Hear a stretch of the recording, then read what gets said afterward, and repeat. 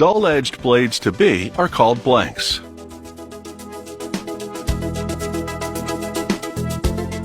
At this stage of the process, the stainless steel is very soft, as pliable as paper, so they now harden and strengthen it through a 4-step heat treatment process.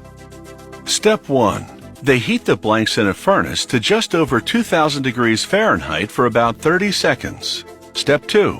They briefly submerge them in cold water. This is called quenching.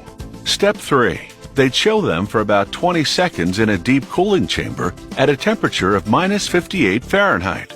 All this progressively restructures the molecules, hardening the metal.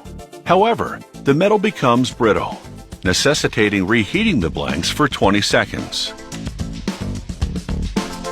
The now hard blanks then move through a printer, which applies the Razer blade brand name. Gas flames instantly dry the wet ink.